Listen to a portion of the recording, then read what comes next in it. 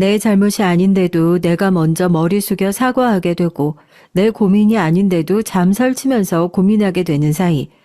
누군가 가족을 그런 사이라고 하더라고요. 안녕하세요. 저는 톡톡 사연을 즐겨 듣는 구독자이자 가족이라는 단어로 평생 골머리를 썩어왔던 구독자 중 한 명입니다. 여러분에게 가족은 어떤 의미인가요? 어떤 분들에게는 죽으나 사나 끈끈하게 뭉쳐서 든든한 울타리가 되어주기도 하는 그런 의미신 분들도 있을 거고, 어떤 분들에게는 너무 버거워서 그냥 이 세상에 존재하지 않았으면 하는 그런 의미이신 분들도 있을 거예요. 당연히 톡톡 사연에 제 얘기를 제보할 정도라면 저에게는 든든한 울타리라기보다는 골칫거리에 가까운 그런 가족이 있겠죠. 그냥 가족도 이렇게 골치가 아픈데요. 가족 앞에 시라는 단어가 붙으면요.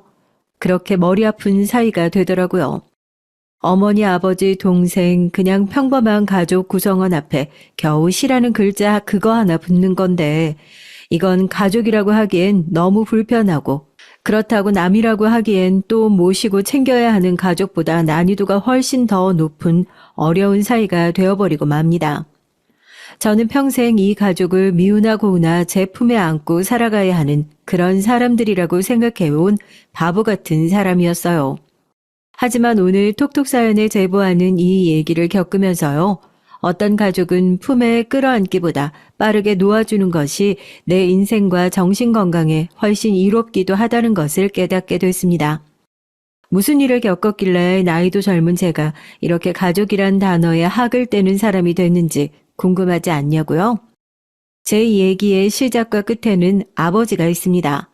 어떻게 보면 이 얘기는 제가 시댁에서 괴롭힘을 받았던 얘기가 아니라 아버지를 미워하게 되고 용서하게 되는 그런 일련의 과정들이라고 할 수 있겠네요. 제가 아버지를 미워하게 됐던 건 그냥 제 기억이 시작됐을 때부터였어요. 아버지는 외동딸인 저를 항상 금이야 오기야 키우셨습니다. 하지만 저는 그런 아버지를 항상 미워했고요. 왜냐고요? 그건 바로 어머니의 부재 때문이었습니다. 저는 어렸을 때부터 사람들의 수군거림을 먹으면서 자랐어요. 저 집 엄마가 도망갔대. 저 집 남편이 어쨌길래. 원래 사람들이 그렇잖아요. 나만 아니면 된다는 심보요. 자기들 집에도 파보면 안 좋은 일 하나 없겠어요. 그런데도 어머니가 어렸을 때 핏덩이 같은 저를 두고 도망갔다는 이유 하나만으로 아버지가 어머니에게 손을 댔네. 결혼 전부터 만나던 남자랑 바람을 펴서 도망을 간 거네.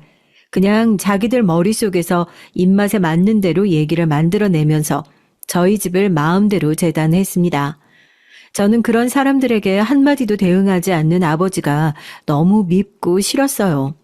제가 어느 정도 크고 나서는 저희 아버지를 붙잡고 아주 대놓고 그래서 우리 엄마가 왜 도망을 간 거냐, 진짜 바람이라도 피웠던 거냐 물어보면 아버지는 그저 그런 거 아니다. 너희 엄마는 아주 좋은 사람이었다. 그렇게 한마디 하고 자리를 슬그머니 피해버리셨죠. 나중에서야 알게 된 얘기였지만 밑으로 수많은 동생들이 있고 시집살이를 빙자해서 동생들까지 돌보다가 지쳐버린 어머니의 등을 떠민 건 오히려 아버지라고 하더랍니다. 제가 그 사실을 알았을 때 아버지에게 느꼈던 배신감은 말로는 다 표현하지 못할 거예요. 아버지야 사랑하는 여자를 위해서 했던 행동이었겠지만 아버지의 그 행동으로 저는 그저 엄마 없는 애 소리나 듣는 유년 시절을 보내야 했으니까요. 그렇게 철없는 생각을 하면서 자랐지만 어머니와의 이혼으로 가족들과도 연락을 거의 않고 살았던 무뚝뚝한 아버지는 그렇게 기댈 곳 하나 없으면서 서툰 솜씨로 열심히 딸을 길렀습니다. 저희 아버지는 철물점을 하셨어요. 왜 동네에서 지나다니면서 철물점 하나씩 보신 적 있으시잖아요. 규모도 꽤 크고 벌이가 나쁘지 않았죠. 지금이야 어떨지 모르겠지만 한참 우리나라에서 건설업체들이 돈을 쓸어 담던 시기가 있었는데 그 시기에 맞춰서 건설업체 자재 수주를 따오던 저희 아버지의 벌이도 상당했죠. 그래서 저도 좋은 대학에 나왔던 것도 아니고 높은 학점으로 졸업을 한 것도 아니었지만 취업에 있어서 큰 걱정은 없었습니다. 그냥 졸업하고 나서 자연스럽게 아버지 철물점에서 일이나 도와야지 했으니까요. 입장 바꿔 생각하면 아버지도 그런 딸을 받아주는 게 탐탁치만도 않으셨을 텐데 대학을 마치고 아버지 가게에서 일을 하겠다는 저를 아무 말씀도 없이 받아주셨죠. 그렇게 저는 아버지 가게에서 일을 하기 시작했습니다. 그렇게 금지오겹 키워놓으신 딸에게 뭐 험하고 굳은 일을 시키셨겠어요. 그냥 철물점에서 서무나 보면서 그렇게 제 20대 중반이 흘러갔고 딱히 아버지 가게에서 일을 한다고 하더라도 아버지에게 살가운 딸도 아니었고 이건 뭐 자식도 직원도 아닌 어물쩡한 관계와 다를 바가 없었죠. 한창 좋을 나이잖아요. 가장 예쁠 때이기도 하고 그때쯤에서 제 좁은 인간관계에서도 소개팅이라는 게 들어오기 시작했습니다. 남들 다 연애하는 거 보면 부럽기도 했는데 제가 보고 자랐던 연애의 예시가 어머니와 아버지여서 그랬을까요? 남들은 그렇게 쉽게 사람을 만나고 연애를 하고 결혼을 하고 그러던데 그 쉬운 일이 저한테는 그렇게 어렵기만 했습니다. 소개팅을 나가도 번번이 수빈 씨는 남자에 관심이 없는 것 같아요. 남자 보는 눈이 너무 까다로운 것 같아요 하는 얘기와 함께 퇴짜 맞기 일쑤였습니다. 이렇게 사연을 쓰면서 돌아보니까 가진 것도 없고 능력도 좋은 것도 아니었으면서 뭐 그렇게 콧대 높은 사람처럼 굴었는지 그 사람들 입장에서는 얼마나 재수없게 보였을까 싶고 후회와 반성이 가득하기만 하네요. 집신도 다 짝이 있는 법이라고요. 그런 저에게도 드디어 딱 맞는 사람이 나타났습니다. 우연히 친구의 결혼식에 가게 됐는데 결혼식 내내 관심 없는 표정으로 앉아있는 제가 마음에 꼭 들어 소개시켜달라는 사람이 있었다면서 꽤나 큰 사업체를 하고 있는 사람이니 묻지도 따지지도 말고 꽉 잡으라고 그런 신신당부를 하면서 친구는 저에게 지금의 남편을 소개시켜줬습니다. 저도 나름대로 이번 소개팅은 실패하지 않겠다고 마음의 준비를 하고 나간 자리였는데 뭐 하나 모자란 게 없는 사람인 거예요. 직업도 좋지, 외모도 좋지, 가정 환경도 좋지, 성격도 모난 곳 없지. 대체 이런 사람이 나를 왜 좋다고 할까 싶을 정도여서 왜 드라마에서 여자 주인공들이 꽤 차이나는 집안의 사랑과 사랑에 빠지면 괜히 위축되고 하잖아요. 저도 그런 기분이 뭔지 알겠더라고요.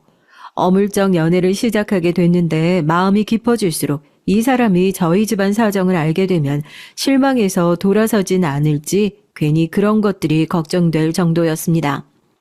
남편은 저보다 나이가 꽤나 있는 편이었어요. 연애를 시작한 지 얼마 되지 않았을 때부터 결혼 얘기가 슬슬 나오기 시작했습니다.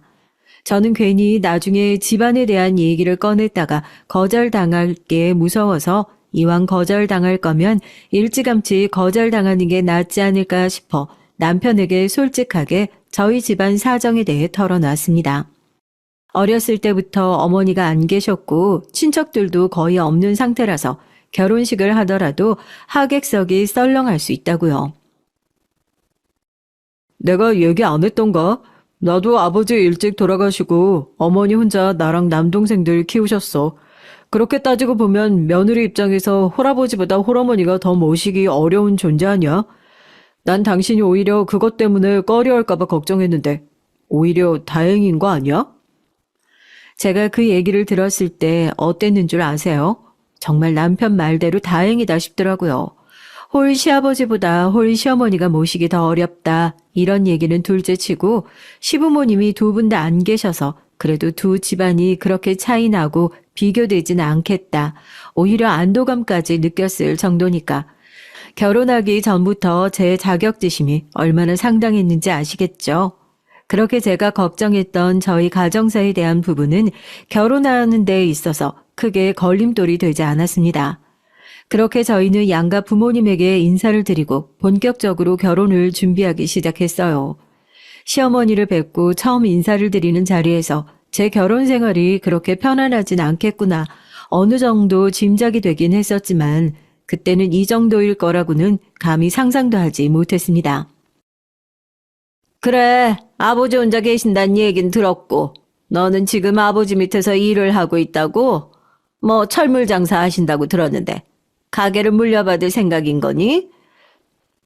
사정이 된다면 자연스럽게 일을 물려받게 되겠지만 저도 그 일을 계속할 생각은 없고요. 그래도 힘 닿는 데까지 아버지 하시는 일 도와는 보려고요. 아버지 일 도울 정도면 집안 형편이 그렇게 어려운 편은 아닌가 보구나. 난 다른 건 몰라도 가난한 건 아주 딱 질색이거든. 내가 얘네 가난하게 안 키우려고 얼마나 고생을 했는지.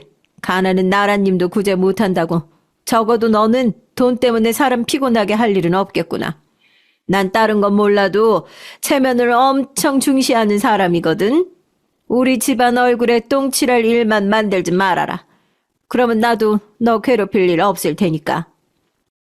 돈 부분에 있어서 조금 날카롭게 말씀하시긴 했지만 저희 집이 경제적으로 어려운 편은 아니었으니 그 부분에 있어서 주눅들거나 하는 건 없었어요. 저희 아버지도 저 키우면서 적어도 돈 때문에 남들한테 싫은 소리 듣게 하고는 싶지 않다고 누구보다 열심히 일하셨던 것을 제가 제일 잘 알고 있었으니까요. 인사를 간다고 이것저것 준비해간 선물도 유심히 뜯어보시고 혼수는 뭘 해올 건지, 예식장은 어디서 할 건지, 하객은 얼마나 부를 건지 꼼꼼하게 살피시는 모습에 조금 주눅들기도 했지만 그래도 친구한테 들었던 시집살이에 비해서는 유한 편이다 싶어 다행이라고까지 생각할 정도였다니까요.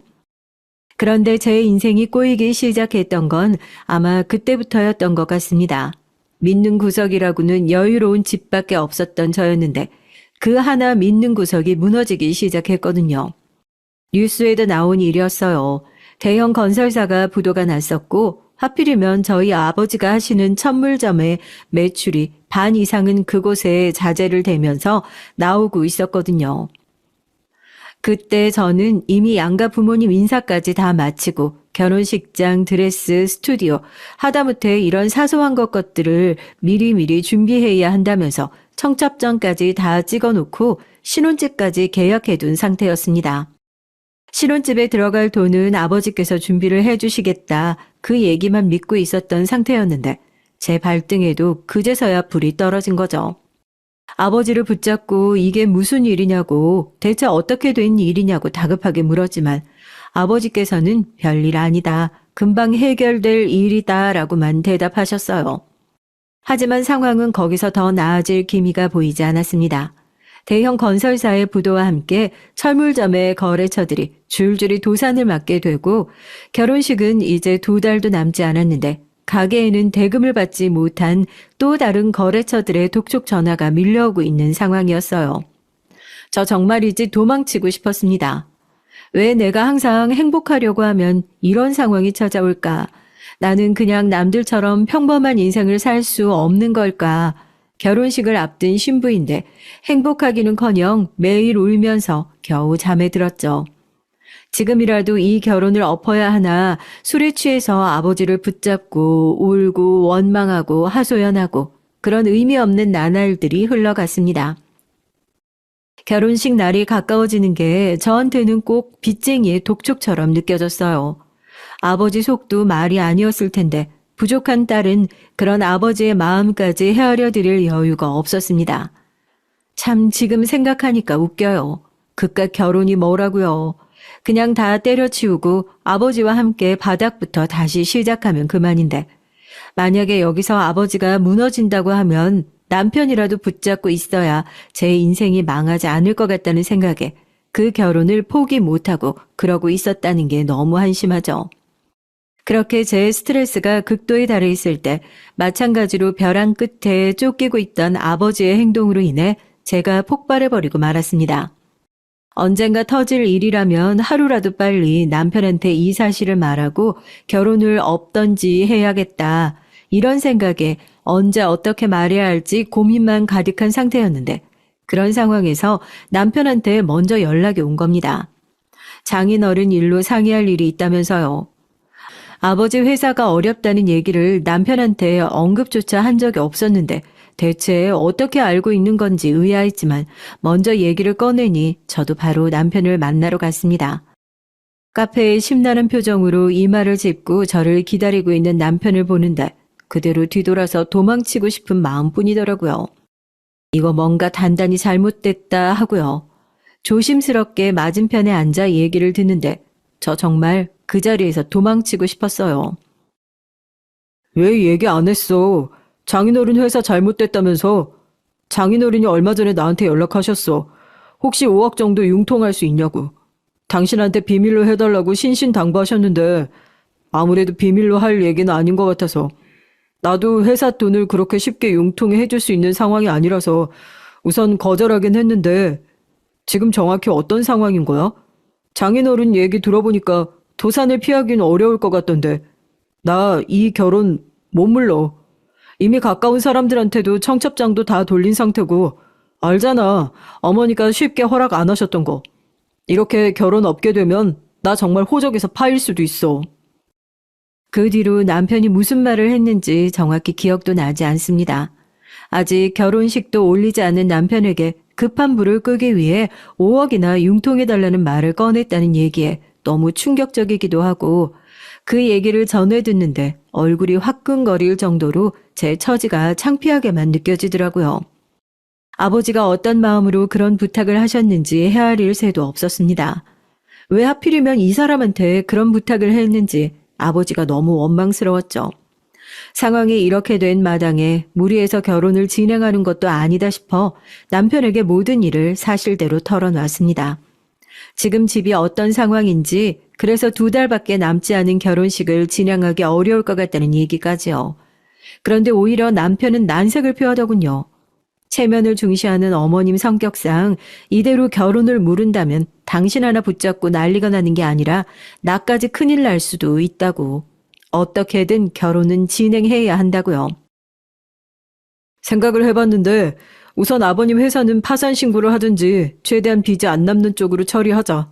신혼집 계약한 건 지금 사정에서 무리니까 당분간 어머님 집으로 들어가서 사는 걸로 하고 신혼집 얘기는 어머니한테 내가 잘 둘러댈게.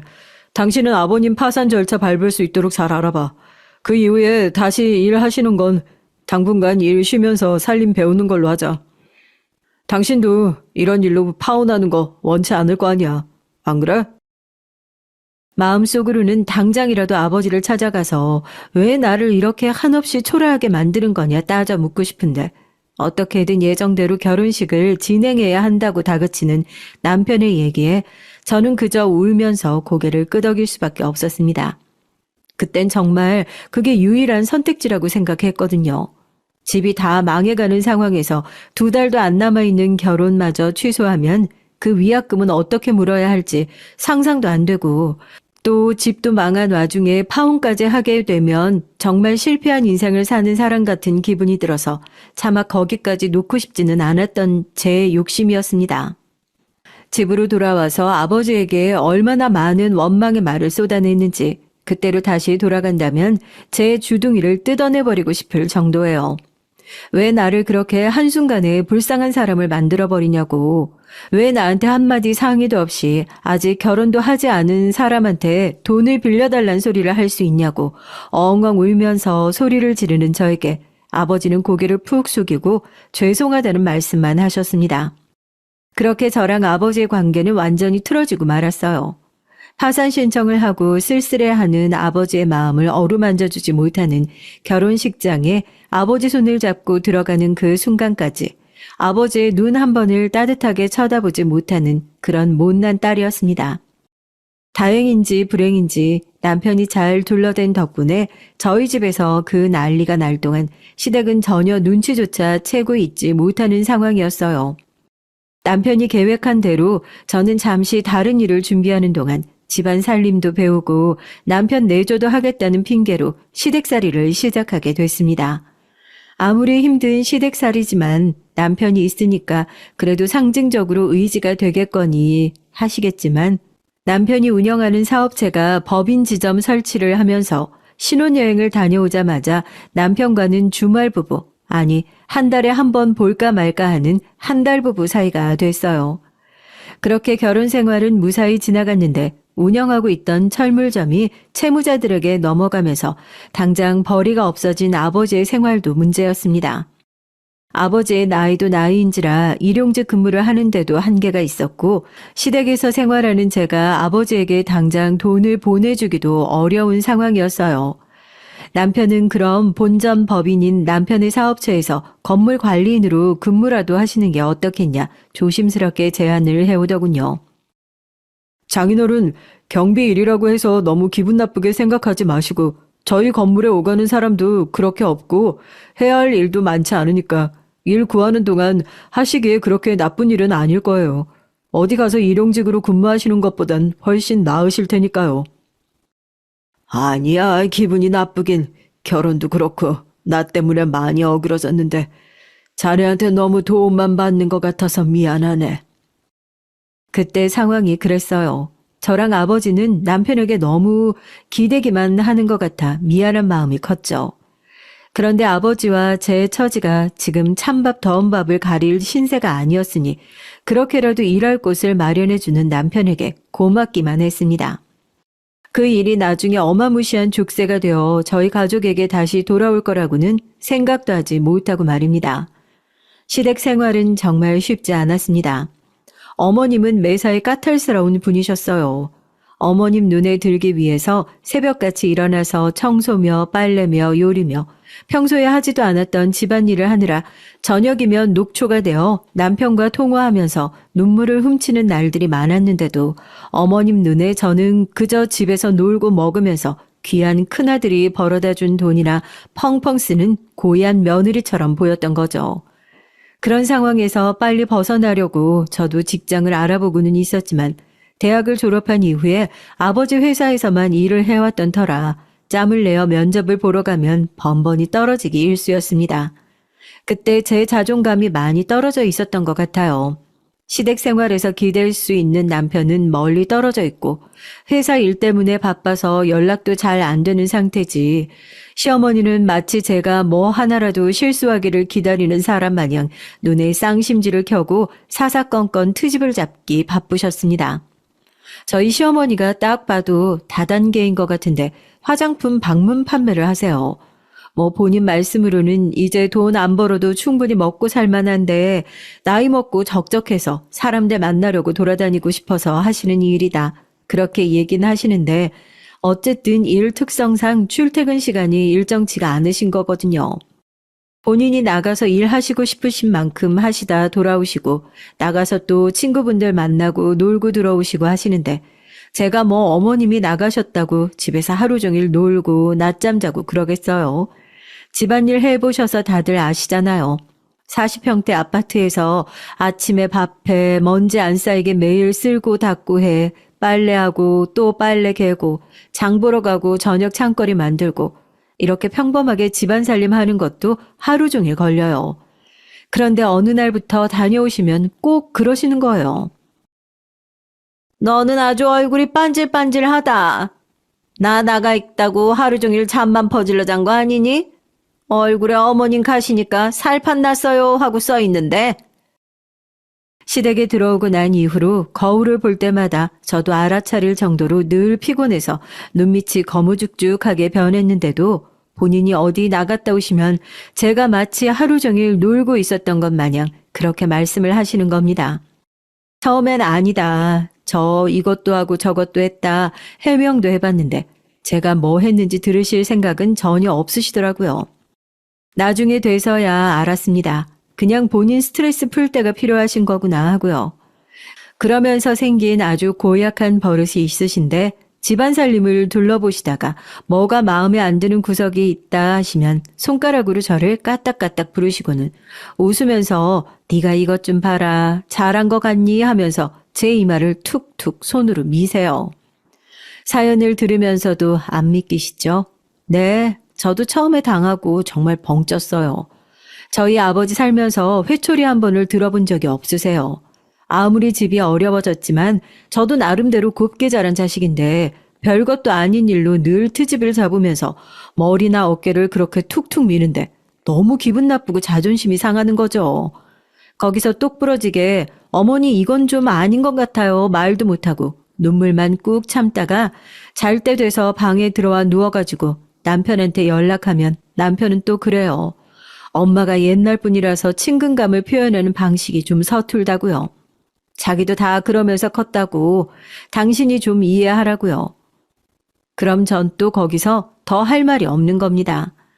거기서 끝났으면 다행이게요. 날이 갈수록 어머님의 시집살이는 더욱더 심해져 갔습니다.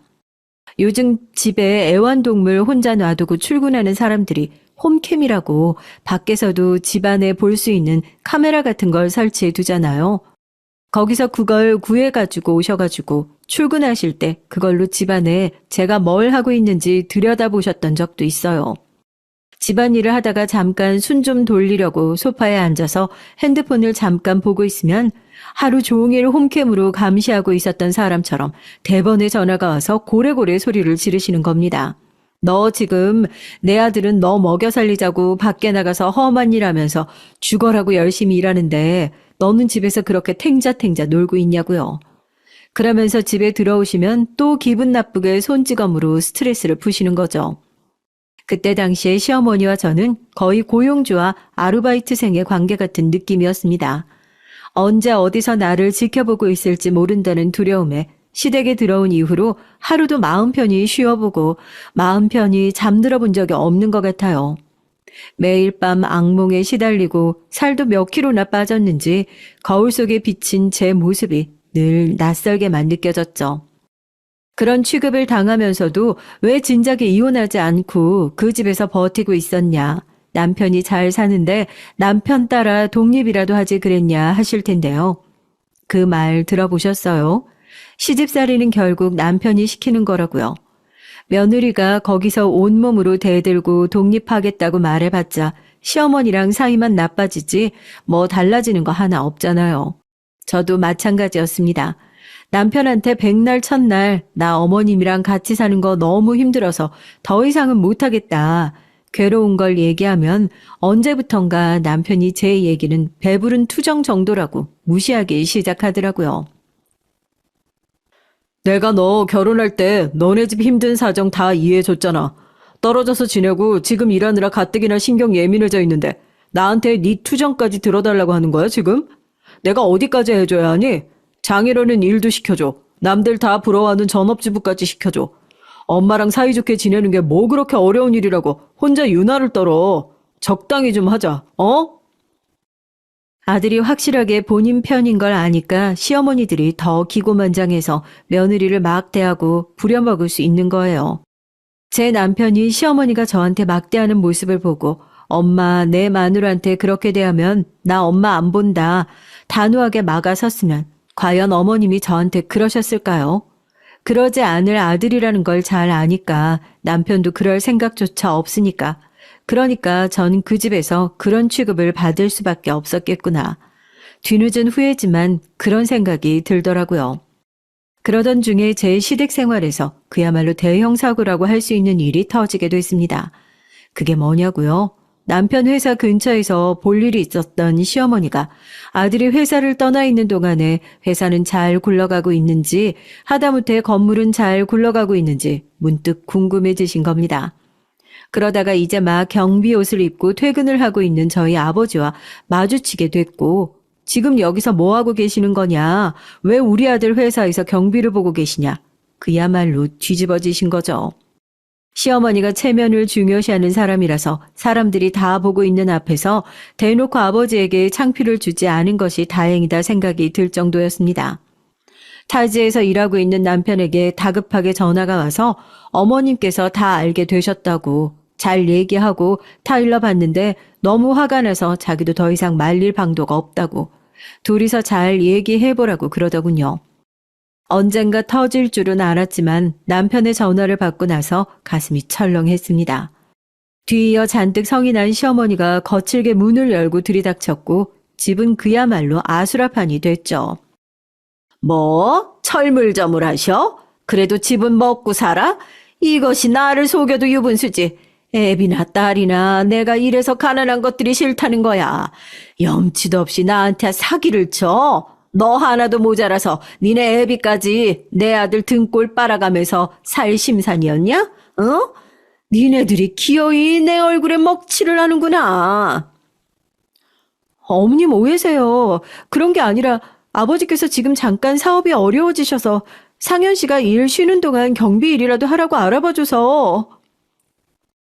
집으로 들어오자마자 얼마나 화가 났는지 제 얘기는 제대로 들을 생각도 없고 숨까지 씩씩 몰아쉬면서 저를 붙잡고 흔들던 시어머니를 떠올리면 절로 눈이 질끈 감길 정도로 두렵습니다. 네, 두려웠어요. 그런 게 아니라 제 말 좀 들어달라고 무릎을 꿇은 저를 보고 어머님은 듣기도 싫다는 듯이 귀를 막고 소리를 지르시더니 화를 참지 못하시고 소파 위에 올려져 있던 목침을 냅다 집어 던지셨죠. 너무 갑작스러운 상황에 놀라 웅크렸는데도 정확히 어깨 부근에 맞았고 저는 너무 아파서 억소리를 내면서 바닥에 쓰러졌습니다. 제가 끙끙거리면서 일어나지도 못하고 있으니까 당황한 표정으로 제 앞을 서성거리더니 이제 안 되니까 쇼까지 하는 거냐면서 짜증을 확 내시고 다시 집 밖으로 획 나가버리셨어요. 서러워서 눈물이 펑펑 나오더라고요. 어깨가 아픈 건 말도 못하고요. 팔도 안 움직이는데 방에 겨우겨우 기어들어가서 지갑을 찾아가지고 울면서 택시를 타고 병원으로 갔습니다. 제대로 맞았는지 어깨뼈에 금이 갔다고 하더라고요. 그 와중에도 병원비가 얼마냐고 실비라도 타야겠으니까 진단서라도 하나 떼어달라고 그렇게 말하고 있는 제 처지가 너무 불쌍해서 집으로 돌아오는 내내 계속 울었습니다. 택시를 타고 돌아가는데 아버지에게 전화가 왔어요. 애비가 미안하다. 애비 노릇은 제대로 못할 망정 집만 돼서. 시어머니가 뭐라고 안 하시냐? 괜히 나 때문에.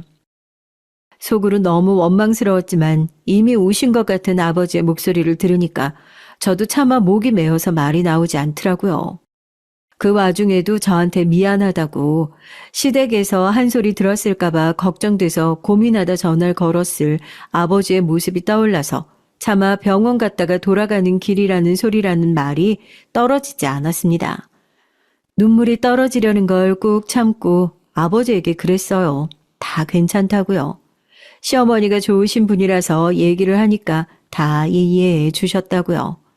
그제서야 다행이라는 듯이 한숨을 몰아쉬는 아버지의 목소리를 들으면서 저는 그저 막막할 따름이었습니다. 집으로 돌아가니 시어머니가 방문을 빼끔 열고 제 상태를 확인하고는 다시 문을 쾅 닫아버리더라고요. 그래도 제 꼴을 보고 더 이상 화내실 일은 없겠구나. 차라리 한 대 맞은 게 낫다. 그때는 멍청하게 그런 생각을 했습니다. 그런데 겨우 목침 하나 던지고 풀릴 화였으면 애초에 나지도 않으셨겠죠. 제 지옥 같은 시집살이의 시작은 그때부터가 시작이었습니다. 애비나 딸이나 둘 다 멍청하고 염치가 없는 건 그쪽 집안 내력이지 아주. 오늘 둘째 결혼할 사람 집으로 온다니까 멍청한 짓 하지 말고 입 열지 말고 얌전히 앉아있어. 알겠니? 그날 이후로 시댁에서 제 위치는요. 바닥 중에 바닥. 뭐 가끔 톡톡 사연에서 사연을 듣다 보면 식모나 다름없는 취급을 받고 살아온 며느리들의 사연이 종종 올라오잖아요. 저는 차라리 그런 식모 취급이 낫겠다 싶을 정도의 구박을 받으면서 지내게 됐습니다. 눈만 마주쳐도 벌컥 화를 내고 욕을 퍼붓는 건 물론이었고 밖에서 뭔가 기분 나쁜 일이라도 있으신 날에는 집에 돌아와서 일을 하고 있는 저에게 물건을 집어던진다던가 주방에서 요리를 하고 있는 저를 밀치는 바람에 크고 작게 다치는 일도 비일비재했습니다. 사람이 참 무서운 게요. 적응의 동물이라고 하잖아요. 그런 말도 안 되는 상황에 계속 있다 보면 빨리 빠져나와야 하겠다는 생각이 드는 게 아니라 사람이 자꾸 멍청해져요. 어떤 날은 억울해서 막 대들기도 하죠. 어머님 저한테 왜 그러세요 하고 꿈틀이라도 하면 돌아오는 답이 그래요. 네가 맞을 짓을 하니까 맞았겠지. 그러면서 내가 무슨 맞을 짓을 했다고 저래 말도 안 되는 소리 하고 있네. 이런 생각이 들어야 정상인데요. 아, 내가 맞을 짓을 해서 맞았구나. 이렇게 체념하게 되는 겁니다. 그 말도 안 되는 집구석에서 제정신이 그렇게 피폐해지고 있었어요. 아마 집안에 새 식구가 들어오지 않았더라면 전 평생 그 미친 집구석, 제 편 하나 들어주는 사람 없는 그 거지 같은 집안에서 벗어나지 못하고 어머님 샌드백 역할이나 하면서 시름시름 말라 죽어갔을지도 모릅니다. 어머님의 말도 안 되는 으름장의 정도가 점점 더 심해지는 중에 시동생이 결혼을 하게 됐어요. 의사인 동서가 집안에 들어오고 나서부터 제가 조금씩 다시 정신을 차리기 시작했던 것 같아요. 의사인 동서가 제가 어머님에게 얼마나 혹독한 시집살이를 당하고 사는지 알게 되고 도와주기라도 했냐고요? 아니요. 동서 역시 알면서 이악 물고 모른 척하는 똑같은 남이었는걸요. 그저 저는 시댁 식구들이 동서를 대하는 태도를 보고 제가 이 집에서 어떤 취급을 받는 사람인지 그제서야 제대로 알게 됐을 뿐입니다. 개원한 지 얼마 안 되어 늘 바쁜 동서는 집안 행사가 있을 때마다 은근슬쩍 저한테 일을 떠맡기기 일쑤였어요.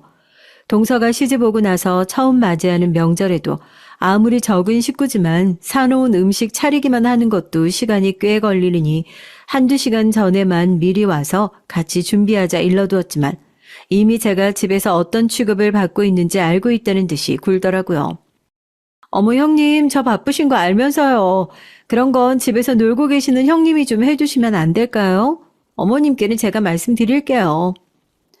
한숨을 푹 내쉬며 전화를 끊으니 옆에서 듣고 있던 어머님은 넌 왜 바쁜 애를 붙잡고 그런 일을 시키냐면서 뭐 어려운 일이라고 귀한 의사 손에 물을 묻히려고 하냐고 호통을 치셨습니다.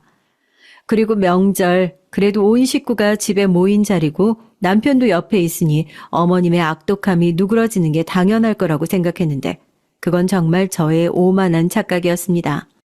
하하호호 웃으면서 식사를 하고 있는 가족들을 보면서 저도 겨우 주방 일을 마무리하고 밥을 떠서 식탁에 앉으려고 하는데 어머님께서 제가 앉을 의자를 발로 탁 밀어버리시더군요.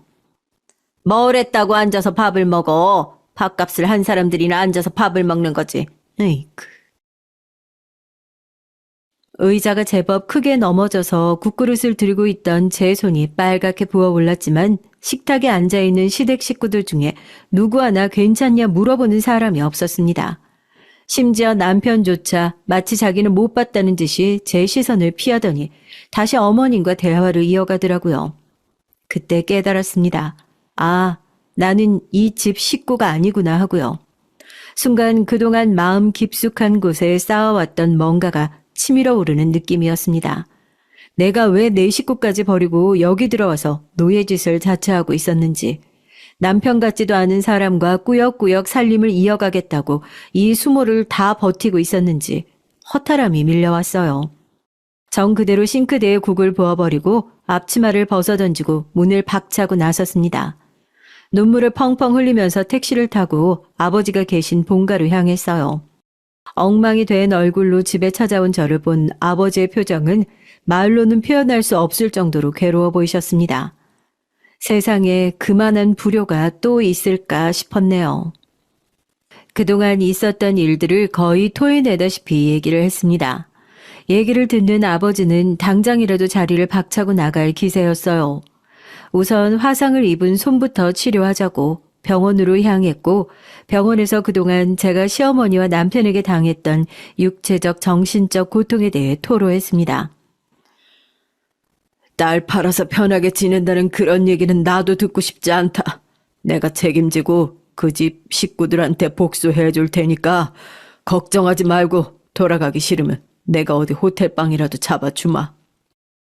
시댁으로 돌아가지 않아도 좋다는 아버지의 만류에 이왕 복수를 해야 한다면 제대로 된 증거를 잡아서 가족들 모두를 엿먹이고 싶다고 대답했고 아버지는 제 뜻이 정 그렇다면 우선은 집으로 돌아가라고 하셨어요. 걱정이 가득한 아버지의 얼굴을 보면서 이제 저도 그렇게 바보같이 당하고만 있지는 않을 거니 걱정하지 않아도 된다고 이 사람들이 제대로 된 벌을 받으려면 확실한 증거가 필요하지 않겠냐 얘기하니 말없이 고개를 끄덕이셨죠. 다시 돌아간 시댁 달라진 건 아무것도 없었습니다. 오직 제 마음가짐 뿐이었죠. 더 이상 눈만 마주치면 나를 잡아먹지 못해 안달인 이 시어머니를 두려워할 필요가 없다는 사실 하나만으로도 마음속에서 이상한 용기가 샘솟는 느낌이었어요. 어디를 다녀왔냐 묻지도 않더군요. 남편은 손은 좀 괜찮냐 그러게 조심 좀 하지 하고 영혼도 없는 의미도 없는 타박을 건넬 뿐이었습니다. 그렇게 부산스러운 명절이 지나고 얼마 지나지 않아 동서의 생일이 다가왔어요. 눈에 넣어도 안 아픈 의사 며느리의 생일을 앞두고 시어머니는 그야말로 난리가 났습니다. 저는 시집 오고 나서 한 번도 받아본 적 없는 생일상인데 원래 며느리가 시집 오면 첫 생일은 시댁에서 챙겨줘야 하는 거라면서 생일을 일주일 앞두고 동서에게 전화를 걸어 무슨 음식을 좋아하냐, 못 먹는 건 뭐가 있냐. 저는 들어보지도 못한 다정한 목소리로 물으시더군요. 재주는 곰이 부리고 돈은 왕서방이 번다고 역시 음식 장만은 모두 제 몫이었습니다. 예, 들었지? 미역국, 소불고기, 소갈비는 꼭 하고 게장도 좋아한다니까 어디 반찬 가게 가서 살 생각하지 말고 시장 가서 알배기로 사다가 네가 직접 담그고 네가 할 줄 아는 게 뭐가 있겠니? 이런 거나 하는 거지. 하여튼 뭘 시키면 대답도 제대로 안 하고 맹해가지고 내가 너 들여다보고 있으면 없던 짜증도 나. 알아? 어디서 이런 게 우리 집에 굴러 들어와가지고 아이고 됐다. 알아들었으면 저리 좀 가. 얼굴만 봐도 화병 걸릴 것 같으니까. 카드 주셔야죠. 동서 생일상 차리는데 제 돈으로 하라고요? 이게 어디서 말대답이야. 어차피 내 아들 돈 쓰면서 눈 동그랗게 뜨고 지 시어머니한테 돈 내놔라 하는 거냐? 너 나한테 뭐 맡겨놨니? 이렇게 모자란 게 애 채워주고 먹여주고 하면 감사할 줄 알아야지. 어머님 말씀은 바로 하셔야죠. 쉬지도 못하고 잠도 못 자고 하루 종일 쫓아다니시고 저희 집 밥은 제가 다 하는데 언제 재워주고 먹여주셨다는 거예요? 얘가 진짜 머리가 어떻게 됐나? 얘 됐어. 너랑 입씨름하고 싶은 마음 없으니까 이거 들고 꺼져 얼른. 이제 이 집과 인연을 끊을 거라 생각하니 그동안 하지 못했던 말도 마음 편히 나오더라고요. 한 번도 그렇게 따박따박 말대꾸를 한 적이 없었던 저였기에 어머님도 처음엔 당황한 눈치셨지만 이내 늘 그랬듯이 손가락으로 제 이마를 툭툭 밀더니 주머니에 있는 지갑을 제 얼굴로 확 집어던지고 돌아서셨습니다. 그렇게 동서의 생일이 돌아왔습니다. 이 사람들한테 차려주는 마지막 식사, 아니 그냥 이 사람들의 인생을 끝장내고 차려주는 제사상이라고 생각하고 정말 최선을 다해 생일상을 준비했어요. 음식을 준비하는 내내 간이 어쨌네 저쨌네 훈수를 두는 시어머니의 얘기도 가볍게 무시하고 평소와 다르게 크게 스트레스 받지 않으면서 음식을 준비했어요. 그리고 그 좁은 식탁이 제가 차린 음식으로 가득 찰 무렵에 하나 둘씩 가족들이 모여들더라고요. 아예 저는 앉힐 생각도 없다는 듯 의자 하나는 빼둔 상태였죠.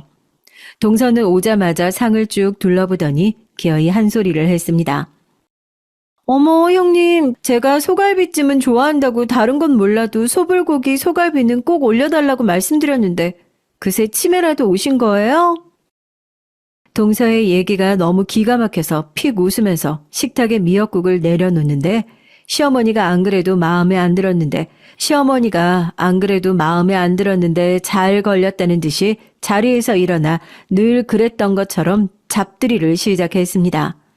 명절에 제가 집에 다시 돌아온 이후로 오죽 대들었었냐고요. 그동안 쌓인 게 있었던지 시어머니도 평소보다 더 과하게 성질머리를 부리더라고요. 예, 내가 너 따라다니면서 몇 번을 얘기했어. 생일상에 갈비찜은 꼭 올라가야 한다고. 넌 내 말을 아주 귀뚱으로도 안 듣는구나. 웃어? 이게 미쳤나?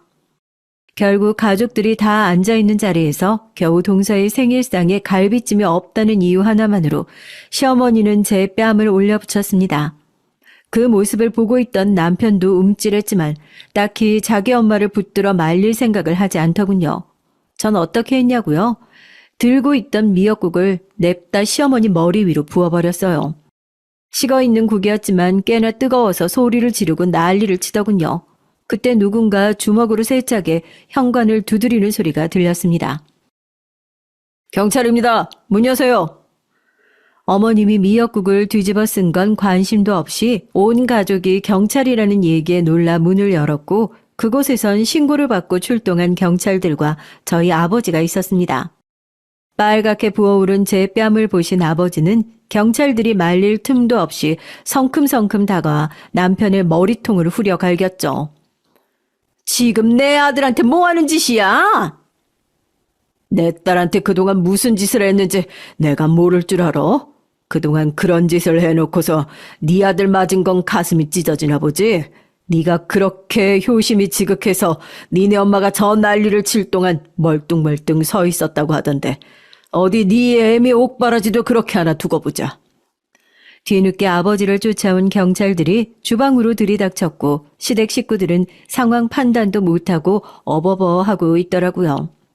저는 가정폭력 증거들은 여기에 다 있으니 확인하시면 된다고 거실 구석에 있는 홈캠을 경찰들에게 건넸습니다. 그제서야 무슨 상황인지 눈치를 챈 식구들 얼굴이 실시간으로 새파랗게 질리더군요. 아니, 뭐가 오해가 있으신 것 같은데 그냥 고부 사이에 며느리 교육 좀 시킨다고. 아니 무슨 집안에 있었던 일을 가지고 신고를 하고 그러니 너는? 며느리 교육이요? 세상에 어떤 시어머니가 며느리 뺨을 올려붙이면서 교육을 해요? 진짜 그게 교육이면 지금 다 보는 앞에서 동서 뺨도 똑같이 때려보세요. 그럼 저도 그게 교육이구나 할 테니까요. 어머님! 앞뒤 분간 못하시는 어머님이 미역국을 뒤집어 쓴 채로 동서 뺨까지 내려치려고 식탁 건너편으로 다가가고 경찰은 그런 어머님의 팔을 양쪽에서 붙잡아 가정폭력 현행범으로 체포했습니다. 그동안 어머님의 악행을 방조하고 있었던 남편 역시 마찬가지였죠. 시동생과 동서는 괜히 어머님 일에 잘못 엮여 본인들까지 피해를 볼까봐 슬금슬금 눈치를 보더니 자기들과는 관계없는 일이라면서 저에게 혹시라도 증언이 필요하면 자기가 증언까지 해줄 수 있다고 눈앞에서 어머님을 배신했더랍니다. 야, 너 미쳤어? 내가 네 생일상까지 챙겨줬는데 지금 이게 어디서? 아니 지금 누구 인생 망치려고 그러시는 거예요? 이거 이혼 사유인 건 알고 계시죠? 시어머니가 가정폭력 현행범으로 체포되는 건 얼마나 자랑스러운 일이라고. 다들 조용히 하세요. 피해자분, 괜찮으세요? 난리가 난 집안 꼴을 보면서 그제야 저는 아버지 품에 안겨 엉엉 울었습니다. 이게 뭐라고 놓지 못하고 꾸역꾸역 쥐고 있었는지 아버지 가슴에 대못을 박아가면서 버티고 살아왔는지 그동안의 아집이 부끄럽고 죄송스러워서 정말 아이처럼 아버지 품에 안겨서 펑펑 울었던 것 같아요. 아버지는 그런 한심한 딸도 다정하게 끌어안아 주시면서 이제는 다 괜찮다고 아버지가 곁에 있지 않냐고 아버지가 지켜주겠다고 약속하지 않았냐면서 손바닥으로 눈물을 훔치고 저를 꽉 끌어안아 주셨습니다. 시어머니가 저에게 가정폭력을 일삼았던 증거로 고스란히 담아준 덕분에 이혼과 고소는 일사천리로 진행됐어요. 경찰서에 가서도 끝까지 자기는 잘못이 없다고 그저 교육을 시킨 것뿐이라고 소리를 지르는 모습을 보니 사람이 아니라 꼭 짐승 같다는 생각이 들더라고요. 남편이라는 호칭도 아까운 그 인간은 저에게 미안하다며 회사 문제도 그러니 합의 이혼으로 진행해 줄 수 있냐고 장문의 메시지를 남겼습니다. 정신을 차리는 데까지 꽤 오랜 시간이 걸리긴 했지만 전 이 악마 같은 시댁 식구들과 끝까지 싸워볼 생각이에요. 시댁에서 고부 사이에 일어난 가정폭력이 실형까지 이어지는데 많은 어려움이 있다고 하지만 제대로 된 벌을 받고 제대로 된 사과를 받을 때까지 얼마나 많은 시간이 걸리고 어려움이 있어도 이번만큼은 포기하지 않고 끝까지 해보려고요. 그게 제가 아버지에게 죄송한 마음을 사죄할 수 있는 유일한 길인 것 같기도 합니다. 이번 일을 계기로 아버지와도 많은 얘기를 하고 다시 가까워지게 됐어요. 저는 지금 본가로 돌아와서 아버지와 다른 일을 시작하기 위해 준비를 하고 있고 생활비를 벌기 위해서 아침 저녁으로 아르바이트를 하고 있어요. 남편한테 기대어 살려고 했던 무지몽매했던 제 지난 날을 후회하고 반성하면서 사연을 들으시는 분들 중에 그런 바보 같은 선택을 하시는 분은 절대 없겠지만 혹시라도 그런 선택의 기로에 놓여 있으신 분들이 올바른 선택을 하시길 바라는 마음에 이렇게 제 얘기를 허심탄회하게 털어놓습니다. 그 고통 겪어본 사람만이 알 수 있죠. 가족이니까. 감히 어떻게 내가 하는 행동이 또 다른 사람한테 상처를 줄까봐 수많은 이유로 도망치고 신고하는 것을 망설이고 계실 겁니다. 나만 참으면 다 해결될 거라 생각하겠지만 그건 상처를 더 썩고 곪게 하는 지름길이라는 걸 말씀드리고 싶습니다. 지금 당장은 계란으로 바위를 치는 것 같은 기분이 들더라도 주위의 도움을 받으면 계란으로 친 바위에도 금이 간다는 사실을 꼭 알아주셨으면 좋겠어요. 못다한 효도는 앞으로 살아가면서 열심히 해보려고요. 사연을 듣는 많은 분들 앞에서 약속하겠습니다. 이제 절대 멍청하게 살지 않겠어요. 제 행복을 위해서 용기 있는 삶을 살아볼게요. 안녕하세요. 저는 올해 3살 된 남매 쌍둥이의 엄마입니다. 지금은 온라인 쇼핑몰에서 의류와 가방을 판매하고 있어요. 저는 대학 가기 전까지 아버지 없이 어머니와 단둘이 살았어요.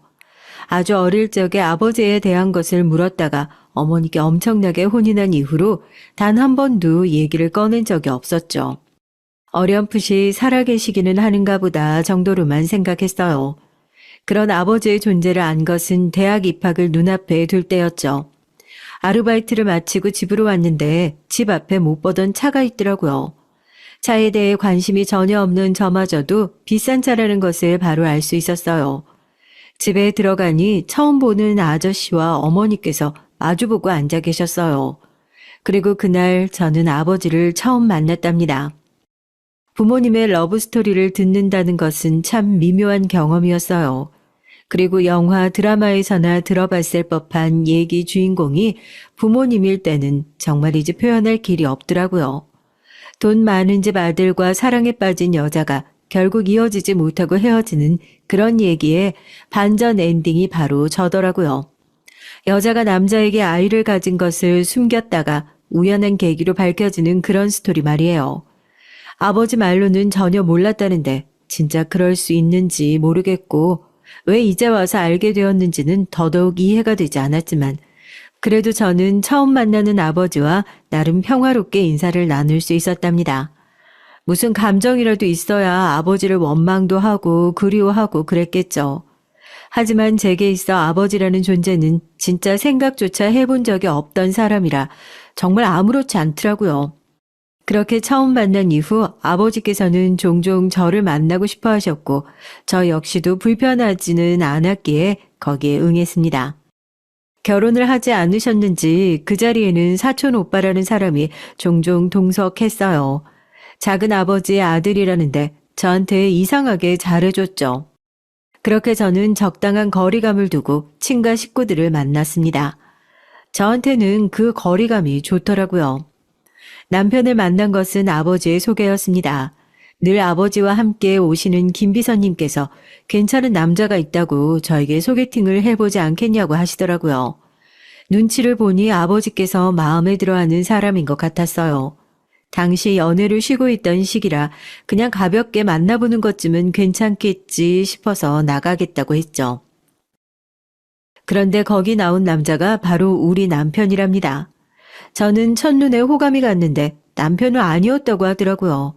그냥 커피만 마시고 헤어져야지 하고 나온 상태라 그냥 제가 머리부터 발끝까지 다 마음에 안 들었다고 하더라고요.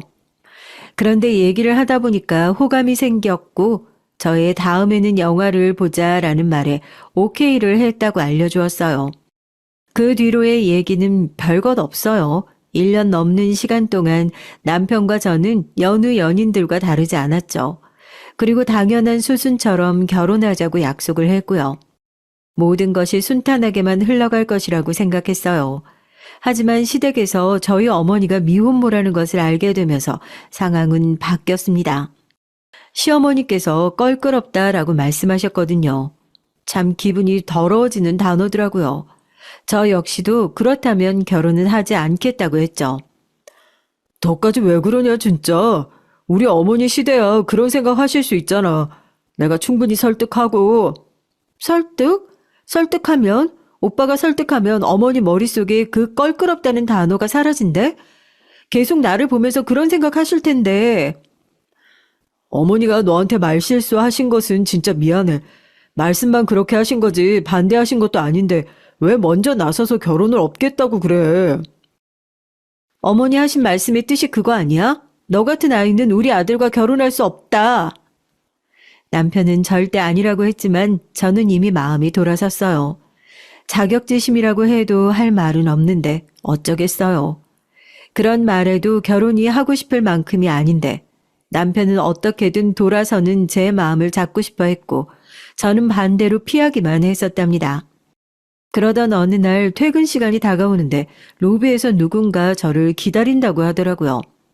저는 남편이겠지 하고 별 생각 없이 내려갔다가 너무 놀라서 기절하는 줄 알았습니다. 세상에 시어머니께서 계시더라고요. 전혀 생각지도 못한 반전에 저는 정신이 하나도 없었죠. 시어머니께서는 제가 놀란 마음에 허둥지둥 하는 것이 느껴지셨는지 퇴근하면 앞에 있는 카페로 오라고 하시더라고요. 저는 삐걱거리면서 고개를 끄덕이고는 급히 올라가 퇴근 준비를 했어요. 머릿속에는 오만 가지 생각으로 복잡했죠. 카페에 도착해서 저는 아무런 말을 못했습니다. 시어머니께서도 가만히 계시기만 했고요. 혹시 결혼 없던 일로 하자고 얘기를 하러 오신 걸까? 돈 봉투라도 주시면서 아니면 자기 아들을 거절한 것에 대해 화풀이? 침묵이 길어질수록 제 머릿속에는 온갖 망상으로 가득 찼죠. 그런데 그때 시어머니께서 깜짝 놀랄 만한 말씀을 먼저 꺼내시는 거예요. 미안하다. 내가 말이 심했다. 나도 나이가 들었는지 주책 없이 하면 안 될 말을 하고 말았어. 마음 많이 상했을 텐데 미안하다. 네? 네, 어머님. 이런 말로 사과해서 네 마음이 쉽게 풀리지는 않겠지만 그래도 꼭 만나서 얘기해주고 싶었다. 사연 없는 집이 어디 있겠니? 내가 생각이 짧았지. 그날 그렇게 말하고 아차 싶었는데 바로 미안하단 말을 못했어. 사과해 주셔서 감사합니다, 어머님. 저는 차마 괜찮다는 말을 못하겠더라고요. 그래서 진심으로 감사하다는 말을 했죠. 시어머니께서는 그 대답에 고개를 끄덕이시고는 먼저 간다고 하시고는 나가버리셨어요. 혼자 남은 저는 기분이 뒤숭숭했습니다. 시어머니께서 사과를 하실 것이라고는 상상도 못했거든요. 다른 분들은 고작 그런 말에 마음이 흔들릴 수 있냐고 하시겠지만 저는 진짜 그 말씀 한마디에 속상했던 기분이 풀리는 느낌이었습니다. 결국 남편과의 결혼을 그만두겠다고 다짐했던 마음이 돌아서고 말았어요. 그렇게 결혼한 저희는 큰 일 없이 정말 무난하게 살았습니다. 결혼 첫 해에 저는 바로 쌍둥이를 임신했고 몇 번의 위험했던 순간이 있던 터라 회사를 그만둬야 했죠. 쌍둥이가 태어나면서 육아 전쟁이 시작됐지만 가까이에 계시는 시어머니께서 무척이나 많이 도와주셔서 잘 버틸 수 있었답니다. 돌이 지난 뒤로는 온라인 쇼핑몰을 운영하면서 다시 일을 시작했고요. 정말 평화로움 그 자체였어요.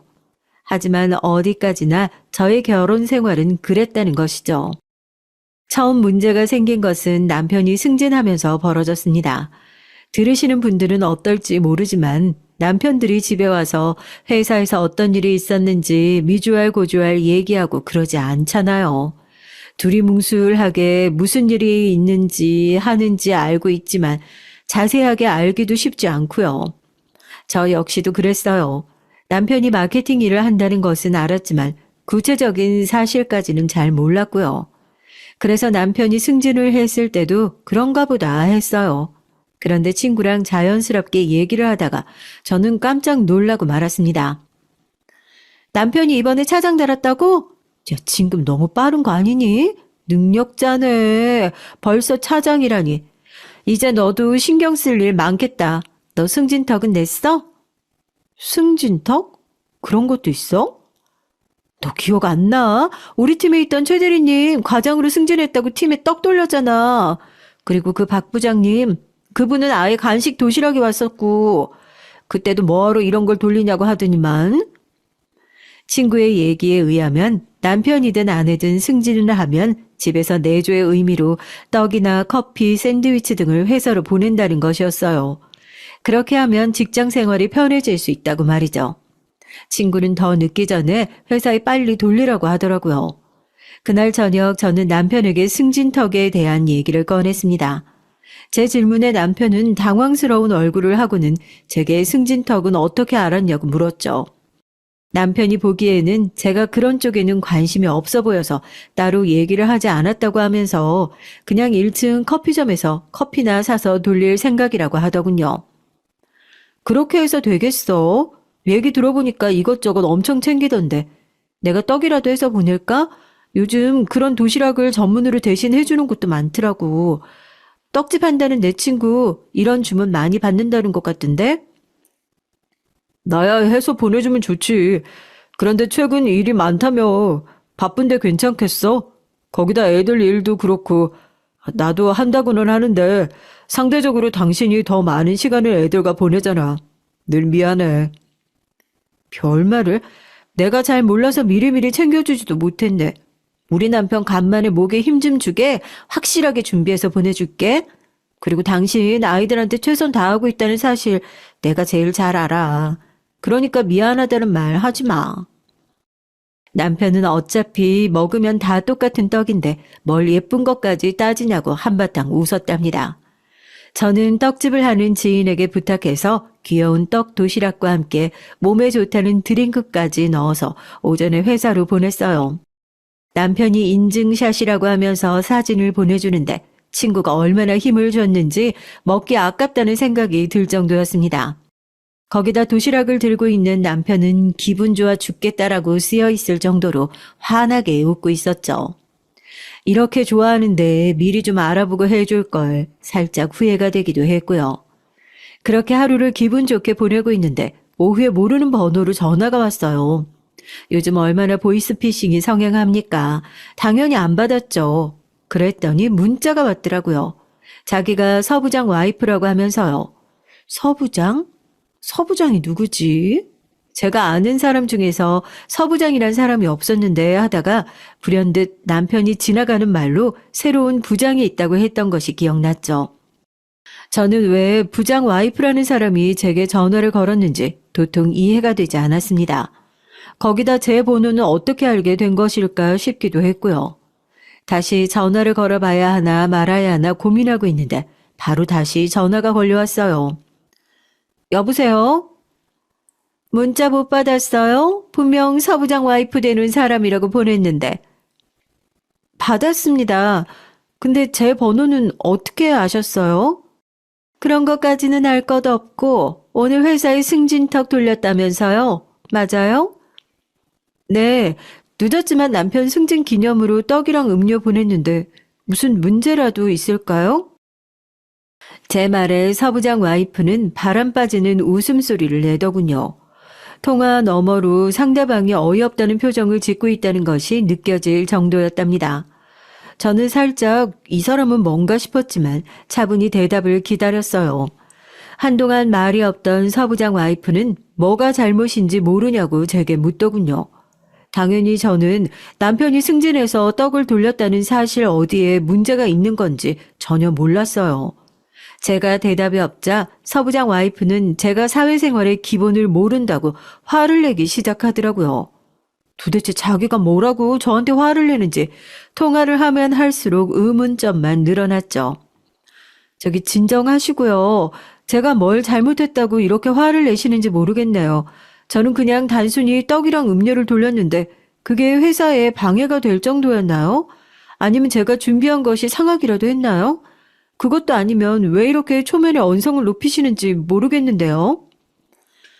진짜 도대체 어디서부터 가르쳐야 되는 건지. 얼마 전에 우리 집에서 승진턱 돌렸다는 사실 못 들었어요?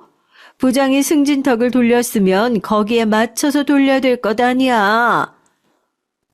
부장님 승진턱이 있었단 얘긴 들어본 적이 없는데요.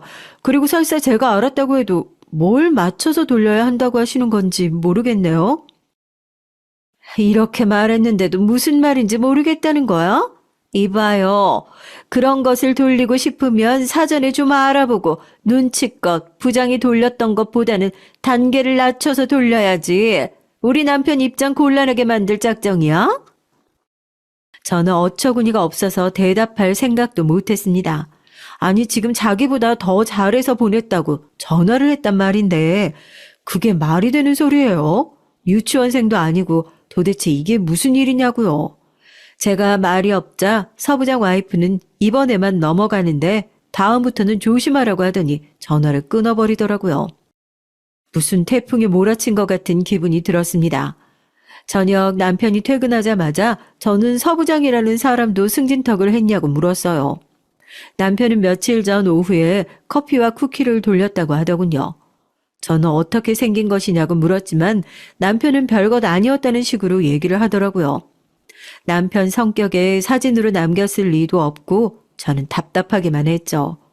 그 일이 있고 나서 얼마 후 서부장 와이프에게서 다시 문자가 왔습니다. 목요일에 모임이 있으니 나오라는 짧은 문구였어요. 친구들에게 문자를 보여줬더니 회사에 내조 모임이 있다고 하더군요. 남편들 일에 집중하게 하고 아내들이 모여서 봉사활동을 다니는 그런 모임이라네요. 하지만 진짜 봉사활동만 하는 그런 모임은 아닐 것이라고 살짝 겁을 주더라고요. 명목상으로는 그렇게 모이는데 막상 가보면 전혀 아닌 경우가 많거든. 우리 남편 회사에도 그런 모임 있는데 야 말도 마. 모임 대표가 얼마나 개진상인데 진짜 모임 연락 올 때마다 심장이 다 벌렁거린다니까. 진상? 무슨 진상? 아니, 내가 전화 받은 사람만 하겠어? 저는 친구에게 며칠 전에 일을 얘기했죠. 제 얘기를 다 들은 친구는 한참을 웃기만 하더니 오히려 그 정도면 귀여운 축에 든다고 하는 겁니다. 앞으로는 더 험한 꼴을 보게 될 거라고요. 이번 일도 황당한데 이것보다 더한 일이 있을 수 있다는데 어안이 벙벙했죠. 그렇게 나름의 문화 충격을 받은 저는 목요일 약속된 장소로 갔습니다. 가게를 통째로 빌린 것인지 손님들은 없더라고요. 10분 일찍 도착했는데도 이미 꽤 여럿이 있었어요. 처음 참석한 자리다 보니 자리는 어떻게 해야 하는지, 모인 사람들에게 인사는 어떻게 건네야 하는지 난감했죠. 그때였습니다. 익숙한 목소리의 여자가 들어오더니 대뜸 제게 아는 척을 하더라고요. 이번에 차장 진급한 맞죠? 이름이 어떻게 되더라? 네, 우하연이라고 합니다. 연락 주셨던 분이시죠? 처음 뵙겠습니다. 하연 씨라고 불러도 되죠? 내가 그날은 좀 흥분해서 말이 좀 짧게 나갔네요. 이해해요. 우리가 전화로 좀 문제가 있긴 했지만 다 지난 일이고 하연 씨가 조심만 하면 그런 일 또 생길 리가 없으니까 앞으로 잘 지내봐요. 그나저나 처음이라 낯설겠네. 따라와요. 소개시켜 줄 테니까. 네, 감사합니다. 저는 얼떨결에 거기 모인 사람들을 하나씩 찾아가 인사를 나눴죠. 이렇게까지 사람들이 모일 것이라고는 생각을 못해서 조금은 당황스러웠어요. 분위기를 보아하니 실질적으로 이 모임을 이끌어가는 사람은 서부장 와이프였지만 진짜 윗사람은 따로 있었죠. 강전무님의 와이프라고 하던데 첫눈에도 손에 물 한 방울 묻혀본 적 없는 그런 사람이구나 싶더라고요. 서부장 와이프가 저를 소개하자 강전무 와이프는 아래 위로 훑어보더니 알 수 없는 묘한 웃음을 지었습니다. 얘기 들었어요. 눈치가 없다고? 그래도 남편 생각하면 앞으로 눈치 챙기는 방법은 좀 배워두는 쪽이 좋겠네요. 자기가 잘 가르쳐줘. 괜히 잡음 나지 않도록 조심하고. 내 말 의미 알지? 당연하죠. 아직 몰라서 그랬는데 어쩌겠어요. 제가 잘 가르쳐야죠. 저를 두고 하는 말인 것 같은데 저에게는 말 한마디 걸지 않고 자기들끼리 쑥덕거리는 모습이 보기 편하지 않았습니다. 그렇다고 끼어들어서 한마디 하는 것도 애매해서 가만히 있었죠. 인사가 그렇게 마무리되고 식사가 시작됐습니다. 봉사활동을 다닌다고 하는 말이 거짓말은 아닌 듯 일정 얘기가 오가기는 하더라고요.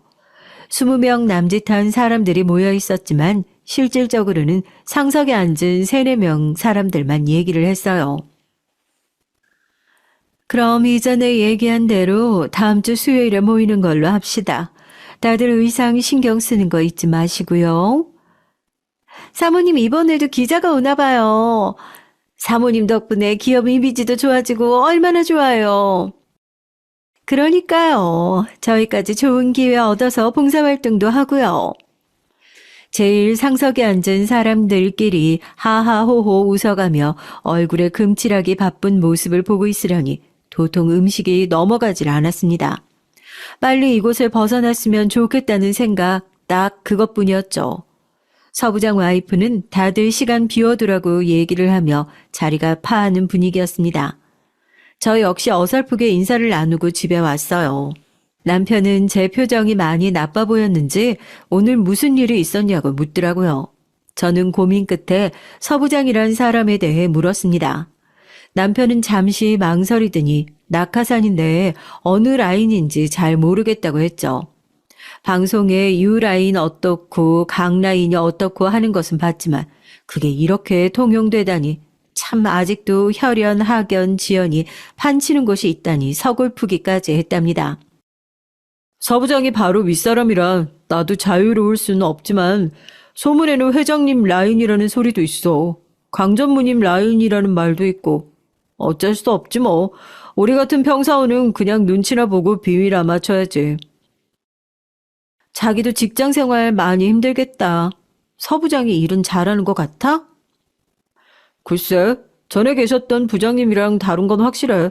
그냥 시키는 대로 해야지. 나한테 무슨 선택사항이 있겠어. 괜히 눈밖에 나면 피곤해지지.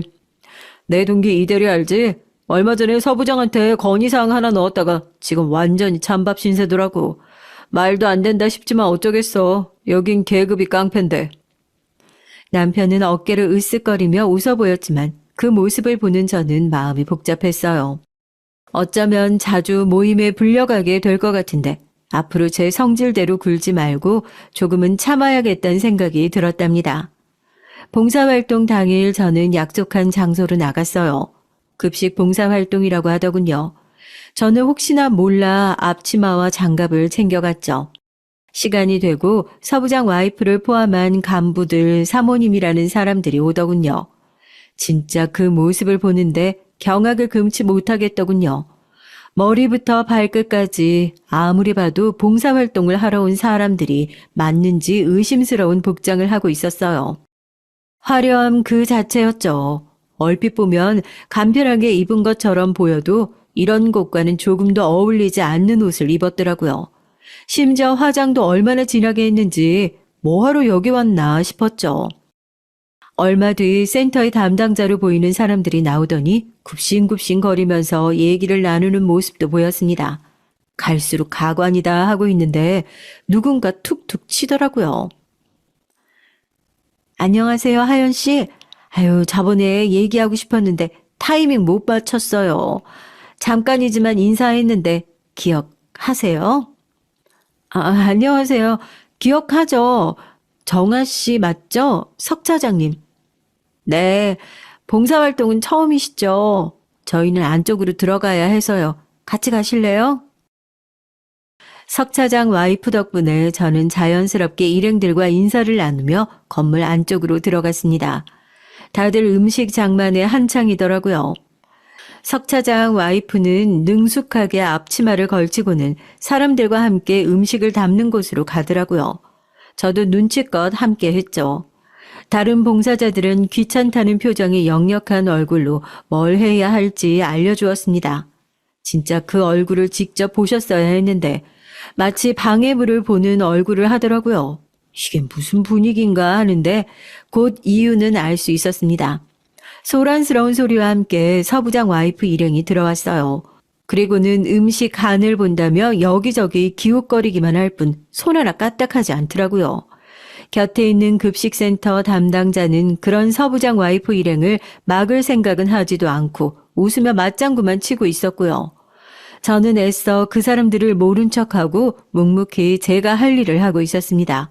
그때 서부장 와이프가 저를 발견했는지 곁으로 다가오더라고요. 하연 씨 한두 번 해본 솜씨가 아니네요. 이런 일 많이 해봤나 봐요. 그냥 대학 시절 아르바이트를 좀 하긴 했지만 이런 일은 저도 처음이네요. 그럼 선천적으로 이런 잡일이랑 잘 맞나 보네. 다행이야. 잘 어울리는 일 찾아서. 그럼 수고해요. 서부장 와이프는 뭐라 대꾸할 틈도 없이 사람들을 해치고는 센터장과 강전무 와이프가 얘기를 나누는 곳으로 다가갔습니다. 울컥한 제가 따라 나서려는데 옆에 석 차장 와이프가 저를 붙들고는 고개를 젓더라고요. 괜히 일 크게 키우지 말고 조용히 하다가 가자고 하면서요.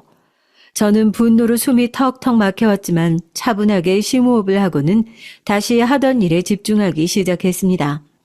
얼마 안 있어서 부장 와이프가 일행들과 나누는 얘기는 또렷하게 들려왔어요. 이번에도 이렇게 봉사활동하러 와주시고 얼마나 도움이 되는지 몰라요. 워낙 저희 강전무 사모님께서 관심이 많으시잖아요. 이런 봉사활동에 오늘도 없는 시간 만들어서 오셨다니까요. 무슨 그런 얘기까지 낯간지럽게. 돈 기부도 좋지만 이런 일에 동참하면 알리는 것도 다 우리가 해야 하는 일이잖아요. 그러니까요. 사모님 같은 마음을 우리가 다 헤아릴 수가 없어서 늘 아쉽죠. 저희야 이렇게 도움 주셔서 감사하기만 하죠. 이제 시간 다 됐는데 어떻게 급식 봉사까지 가시겠어요? 아무래도 사진은 그쪽이 잘 나올 것 같은데. 센터장의 권유로 서부장 와이프 일행이 나가고 나자 봉사자분들의 욕설이 들리면서 다들 손이 더 바쁘게 움직였습니다. 제가 잘못한 것도 아닌데 저까지 고개가 숙여지더군요. 급식 현장에 나와 보니 서부장 와이프와 일행들은 맨 앞에 떡하니 자리를 잡고는 생글생글 웃으면서 급식을 담아주고 있었습니다. 저는 뒤편에 자리를 잡아 빈 식판을 모으는 일을 했죠. 사진 기자가 몇 컷 촬영을 하고는 가버리자 서부장 와이프 일행도 안으로 들어가 버렸습니다. 얼굴이 타면 안 된다는 둥, 너무 봉사활동을 많이 하셨다는 둥, 말도 안 되는 소리를 하면서 말이에요. 참 기도 안 차는데 그걸 지적할 틈 없이 바쁘더라고요. 늘 이런 식이에요. 봉사활동 와서 일하는 사람들은 차장급이나 부장급 와이프들이죠. 저분들은 사진만 찍으면 끝이거든요. 매번 이런 식으로 하는데 다들 나오시는 거예요? 처음에는 이런 취지가 아니었는데 강전무 사모님께서 모임을 이끌기 시작하면서 좀 변했어요. 거기다 서부장 사모님까지 합세하고 난 이후로는 정말이지. 아유. 처음 하는데도 이렇게 화가 나는데 정말이지 대단하시네요. 다 참아가며 하시다니. 어쩌겠어요. 서부장이나 그 사모님이나 똑같은 인간들이라 괜히 미운 털 바뀌면 큰일인데. 하연 씨가 오기 전에 김 차장 와이프가 서부장 사모님한테 대들었다고 어떻게 됐는지 들었어요? 김 차장 바로 현장 발령 받아서 지방으로 갔잖아요. 아니, 그런 일이 진짜 있을 수 있다고요? 아니, 회사 일에 여기서 있었던 일이 무슨 상관이라고요? 하연 씨가 아직 몰라서 그러는데 지금 이 모임 끌고 가는 분들이 그렇게 힘자랑하는 걸 좋아하는 사람들이라 어쩔 수가 없어요. 식판 뒤처리를 하면서 석 차장 와이프뿐만 아니라 오 차장 와이프까지 가세에서는 그동안 있었던 일들을 쭉 듣는데 소름이 확 돋았습니다. 대학 시절 때 해보고 정말 오랜만에 대량의 설거지를 했더니 허리가 뻐근한 것이 피곤하더라고요. 빨리 집에 가서 쉬고 싶었죠. 그런데 서부장 와이프가 와서는 식당에 점심 예약이 되어 있다고 가자고 하더라고요. 거절하고 싶은 마음이 굴뚝 같았는데 방금 들은 말도 있고 해서 어쩔 수 없이 따라갔죠. 식사를 한창 하고 있는데 갑자기 서부장 와이프가 호들갑을 떨며 큰 소리로 얘기를 하더라고요. 사모님, 다음 주에 김장하신다고요? 어머, 맛있겠다. 저희도 부르실 거죠? 민폐인 건 아닌가 모르겠네. 와서 도와주면 나야 고맙지. 우리 그이가 워낙 김치를 좋아해서 여러 종류들 넉넉하게 할 건데 와서 좀 도와주고 가져가면 되겠다. 그럼요, 당연하죠. 다들 시간 괜찮지? 다음 주 수요일. 그럼요, 당연히 가야죠. 강전무님 댁 김치 맛볼 수 있는 기회가 어디 흔한가요? 서부장 와이프의 말에 다들 떨떠름한 표정을 애써 숨기면서 알겠다고 대답을 했죠. 그 와중에 저는 조심스럽게 손을 들어 갈 수 없다고 말했습니다. 삽시간에 분위기가 얼어붙었어요. 가고 싶은 마음이 전혀 없기도 했지만 그날은 상품 때문에 거래처도 돌아야 하고 무엇보다도 점심에 아버지와 약속이 있었거든요. 하연 씨, 잠깐 나 좀 따로 볼까? 사모님, 제가 얘기할게요. 걱정 마시고 들어가세요. 그럼 알아서 잘 처리해요. 부장 승진한 지 얼마 안 됐다고는 하지만 서부장도 부장 타이틀 길게 달고 갈 거 아니잖아. 안 그래? 그럼 아랫사람 관리 정도는 제대로 해야지. 서부장 와이프는 몇 번이나 고개를 조아리며 인사를 하더니 제게 다가와 거칠게 팔을 잡았습니다. 순간 너무 아파서 저도 모르게 아 소리가 나왔죠. 하지만 다들 힐끔 보기만 할 뿐 자리를 피하더라고요.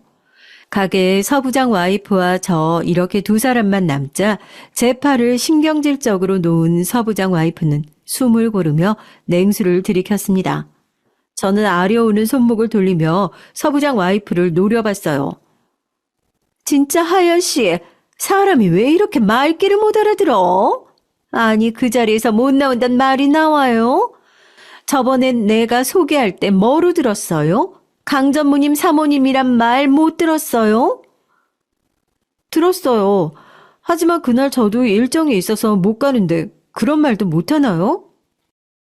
못하는 게 아니라 안 해야 되는 거지. 일정이 있으면 옮기든가 아니면 거길 안 가든가. 이 자리가 얼마나 중요한데 여기서 고작 차장 와이프가 입을 열어요. 열기를. 다른 사람들 하는 거 못 봤어요? 아니 갑자기 일정을 맞춰라. 무조건 내라고 대답해라. 아 여기가 군대도 아니고 제가 왜 그렇게 해야 되는데요? 지금 하연 씨 행동이 남편한테 어떤 영향을 줄지 생각은 해봤어요? 진짜 한번 본때를 보여줘야 정신을 차리려나. 정말 짜증나게. 하여튼 다음 주 수요일 이상한 소리 하지 말고 내가 문자 보내줄 테니까 그쪽으로 와요. 김장 준비해서. 서부장 와이프는 더 이상의 얘기는 필요 없다는 듯이 나가버렸죠. 저는 살짝 참았어야 하나 후회가 되기도 했지만 무슨 일이라도 있을까 싶기도 했어요. 하지만 제가 정말 안일했더라고요. 남편이 퇴근 시간이 되어도 들어오지 않기에 연락을 했지만 도통 받질 않았습니다. 아무리 바빠도 퇴근인지 아니면 야근인지 꼭 연락을 주는 사람인데 이게 무슨 일인가 싶었죠. 10시가 넘어가자 저도 점점 초조해졌습니다. 밤 11시가 되어서야 남편과 연락이 닿을 수 있었어요. 지방이라고 하더라고요. 급하게 확인할 문제가 생겨서 지방으로 바로 가야 했었다고 미안하다고 했죠. 저는 심장이 벌렁거렸습니다. 서부장 와이프가 한 말이 자꾸 귓가를 울렸죠. 저는 서부장님 지시냐고 조심스럽게 물었어요. 남편은 대수롭지 않다는 듯 당연한 얘기 아니냐고 하더니 오늘 봉사활동을 잘 다녀왔냐고 물었죠. 저는 입술에 피가 날 정도로 꽉 깨물었습니다. 진짜 이렇게 나오다니 다들 제정신이 아니구나 싶었어요. 제 목소리가 이상했는지 남편이 무슨 일이 있는 것이 아닌지 물었지만 저는 튀어나오려는 욕을 삼키며 별일 아니라고 대답하고 전화를 끊었어요. 다음날 당연하다는 듯이 서부장 와이프에게 참석 여부를 묻는 문자가 오더군요. 저는 벌벌 떨리는 손으로 알겠다고 보냈고요. 남편은 다음 주 토요일 저녁이 되어서야 귀가했습니다. 김장날 저는 서부장 와이프를 보고도 욕하지 않겠다고 굳게 다짐하고 강전무님 집으로 향했어요. 다들 김장 준비를 단단히 하고 왔더라고요. 석 차장 와이프가 곁으로 다가오더니 괜찮냐고 물었어요. 솔직히 그냥 모른 척하고 그냥 갔던 것을 생각하면 상대도 하고 싶지 않았지만 한편으로는 무슨 힘이 있어서 제 편을 들었겠나 싶어서 저는 고개를 끄덕이며 별일 아니었다고 했죠. 김장이야 이골이 난 상태라 저는 빠르게 마무리하고 자리를 벗어날 생각이었습니다.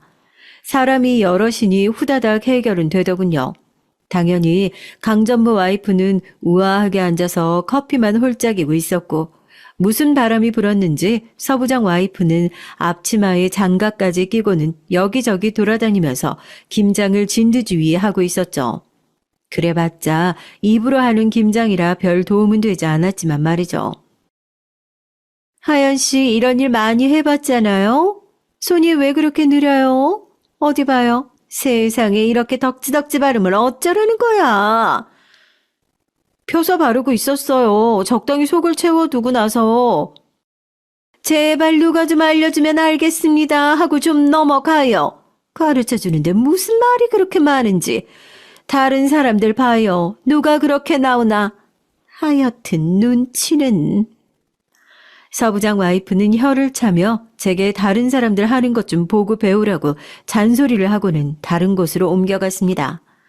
저는 자꾸만 신경을 긁는 서부장 와이프 때문이라도 빨리 자리에서 벗어나고 싶은 생각뿐이었어요. 석 차장 와이프가 곁으로 와서는 오늘따라 왜 이렇게 사람을 괴롭히냐고 한마디 할 정도로 서부장 와이프는 저를 귀찮게 만들었답니다. 하지만 저한테 그렇게 하다가도 강전무 와이프만 보면 놀랄 정도로 사람이 돌변하는데 정말 어처구니가 없었죠. 사모님, 맛을 좀 봐주시겠어요? 아우, 이번에 배추가 참 실하고 좋더라고요. 어련히 알아서 잘했을까? 손맛 하나는 알아주잖아? 자기처럼 야무지게 하는 사람이 없더라고. 아우, 맛있어라. 수육이랑 먹으면 딱이겠다. 안 그래도 다 준비했답니다. 곧 마무리될 것 같으니까 점심 준비하면 되겠어요. 강전무 와이프의 만족스러운 얼굴에 서부장 와이프도 얼굴이 활짝 폈더군요. 주방으로 들어가는 모습에 저도 조용히 따라 들어갔어요. 서부장 와이프는 제 얼굴을 보자마자 정색을 하더니 할 말이 있냐고 묻더군요. 저는 침착하게 호흡을 하고는 김장만 끝나면 먼저 가보겠다고 말했어요. 서부장 와이프는 아직도 정신 못 차렸냐는 얼굴로 저를 보더니 장갑을 소리나게 벗어 던지고는 팔짱을 끼고 저를 바라봤죠. 진짜 내가 불쌍해서 하는 말인데 하연 씨 이렇게 해서 남편한테 아무 도움이 안 된다는 사실 몰라? 내가 가볍게 알려준 것 같은데 오늘 김장하러 오라고 하셔서 왔고 다 했으니까 가보겠다는 말씀 드리는데 도대체 제가 뭘 더 하라는 말씀이세요? 끝까지 자리 지키고 있어야 한다는 소리신가요? 그럼 먼저 살짝 나가면 강전무님 사모님이 뭐라고 생각하시겠어? 바쁘긴 쇼핑몰 하는 사람이 바빠봤자 아니야? 알아보니까 그리 잘 나가는 것도 아니던데 용돈벌이 삼아서 하는 것 같은데 그럼 우선순위를 똑바로 둬야 할 것 아니야? 제 일이 전무님 때 김장보다 못하다는 생각이 들지는 않는데요. 그리고 자꾸 남편 가지고 겁을 주시는데 저도 참고 있지 않아요. 자꾸 이러시면. 해볼 테면 해봐요. 하연 씨가 뭘 할 수 있는지 모르겠지만 뭐가 중요한지 구분도 못하고 천방지축으로 날뛰다가 피눈물 흘려봐야 후회를 하지.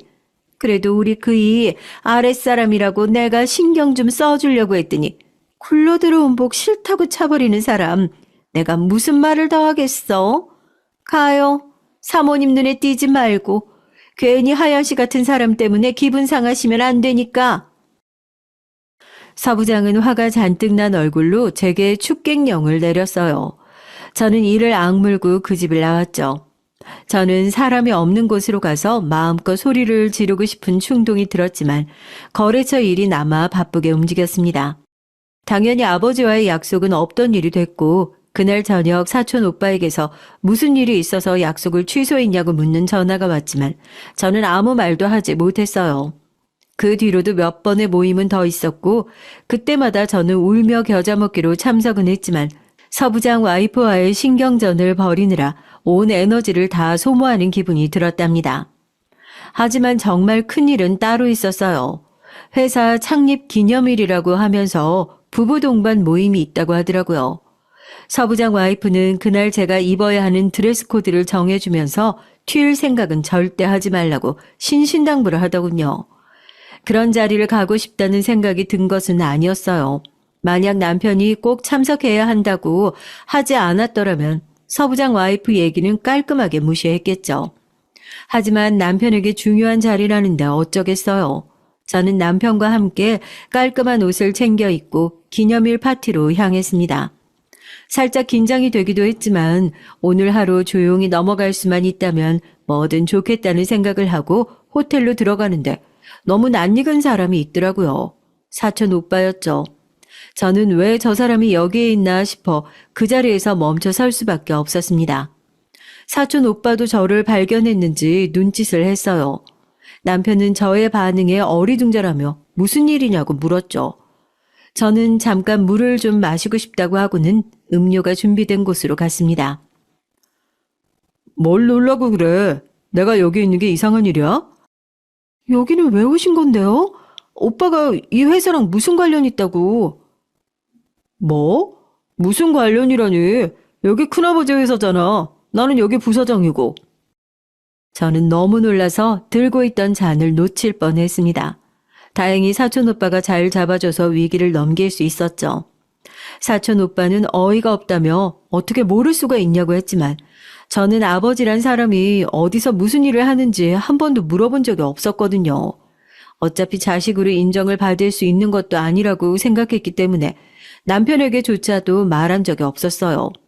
아버지 역시 저를 딸이라고 공개해봤자 숨겨둔 자식이 있다는 소리밖에 더 듣겠냐고 하시면서 가끔 저와 마주 앉아 밥 먹고 안부 인사를 주고받는 것으로 충분하다고 하셨고요. 뭐 회장님 정도는 되겠다고 생각은 했지만 남편의 회사 회장님일 거라고는 조금도 생각하지 못했습니다.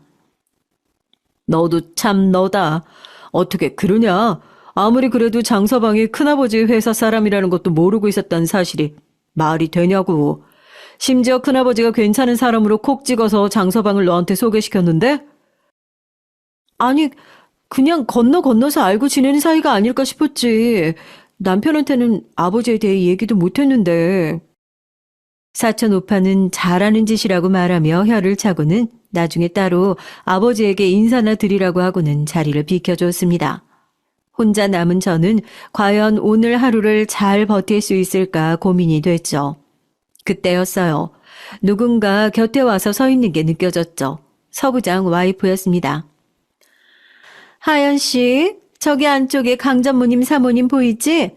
저기로 와인 챙겨서 와요. 사모님 좋아하시는 와인은 레드니까 특별히 신경 쓰고. 제가요? 어차피 홀을 돌아다니는 분들도 많은데.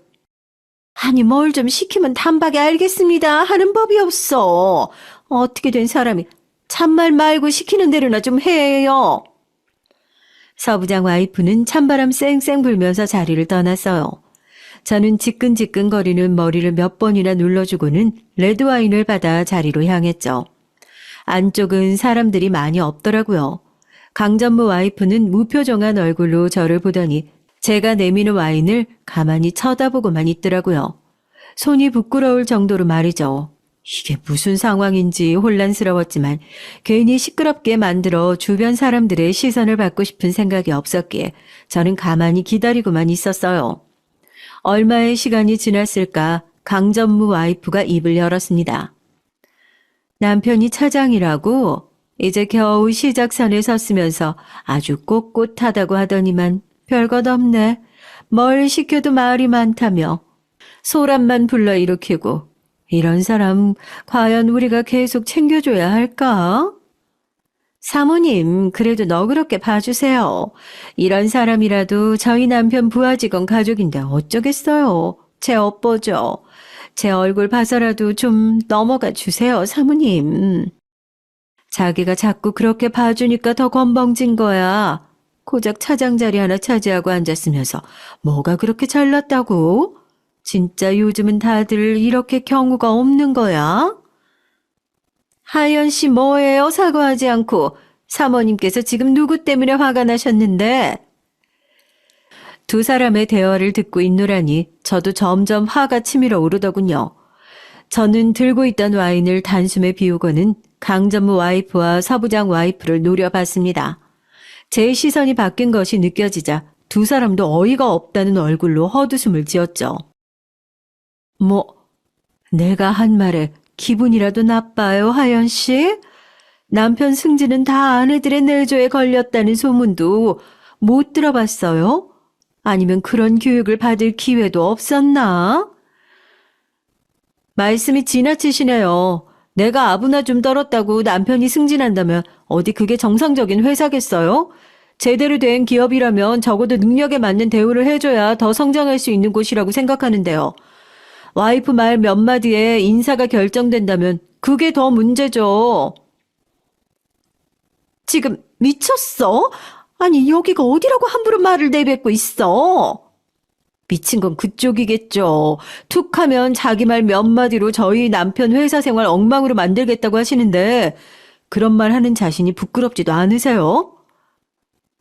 야, 이년아, 너는 눈치도 없니? 처세 제대로 안 해? 남편 승진하는 거 싫어? 어디서 이따위 행동이야? 결국 제 말에 화를 못 이긴 서부장 와이프가 빽 하고 소리를 질렀습니다.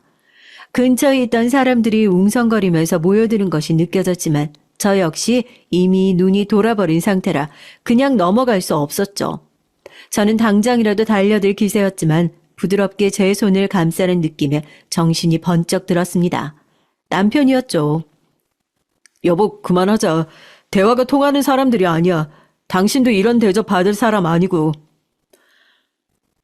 그쪽이 장 차장인가 보네요. 나 알죠? 서부장 와이프 되는 사람이에요. 도대체 집에서 와이프 단속을 어떻게 했기에 이런 상황을 만들어요? 만들길? 여기가 감히 어디라고? 이 사람 사모님께 그런 소리 들을 만큼 실수했다고 생각하지 않습니다. 그리고 직장인을 온전히 제가 해결하는 것이지 이 사람이 어떻게 하느냐에 달린 문제는 아니라고 생각합니다. 일찍 차장 달았다고 앞으로 승승장구할 수 있던 보장은 없을 텐데요. 와이프가 잘 모르면 장 차장이라도 정신을 차려야죠.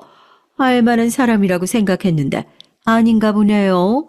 우리 그이가 사람을 잘못 봤나 봐요. 끼리끼리 논다는 말이 어디 괜히 있겠어요? 사모님, 그 밥에 그 나물이죠. 정말이죠. 어쩌다 저런 사람을 부하 직원으로 둬서는 이번 기회에 좀 치워버려야겠어요. 저는 남편을 몰아붙이는 두 사람 때문에 겨우 가라앉힌 분노가 다시금 치솟는 기분을 느꼈습니다. 사람들이 점점 더 많이 주변에 모이는 것이 느껴졌어요.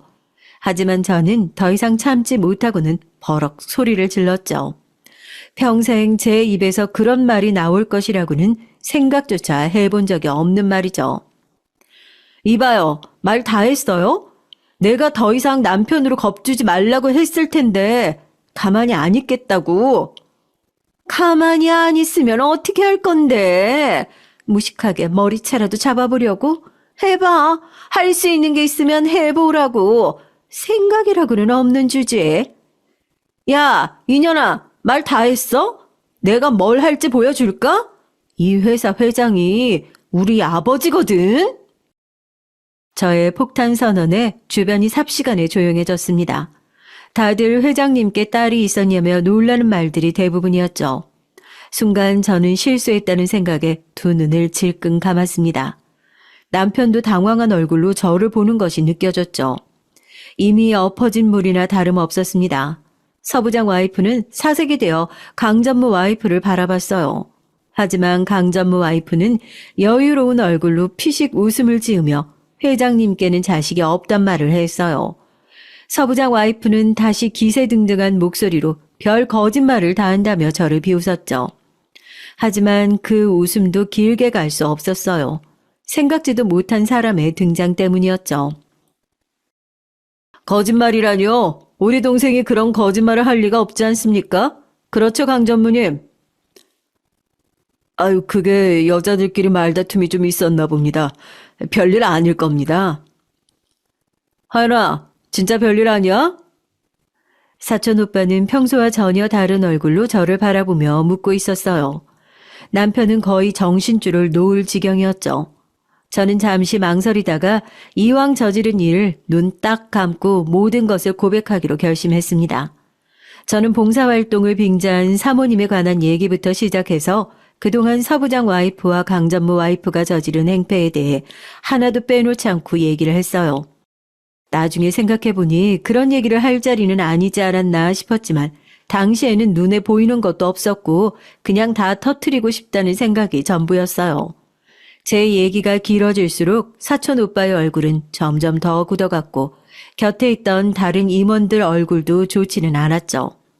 사촌 오빠는 뒤처리는 확실히 하겠다고 하고는 제게 남편과 자리를 뜨는 것이 좋겠다고 말했어요. 물론 나가는 길에 꼭 아버지께 인사드리라는 말과 함께 말이에요. 집으로 돌아오는 길에 저는 남편에게 저의 가정사를 모두 얘기했습니다. 제 얘기가 끝나도록 남편은 아무런 말이 없었죠.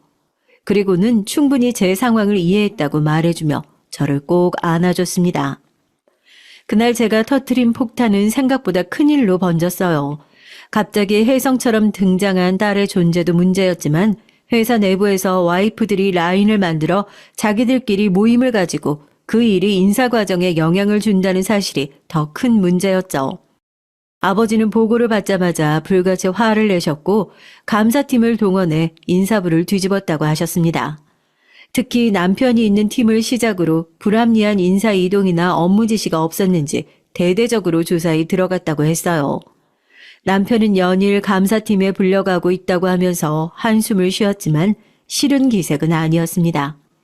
그리고 그 기간 동안 재미있는 일이 있었어요. 저희 집 문턱이 닳도록 강 전무 와이프와 서 부장 와이프가 찾아왔죠.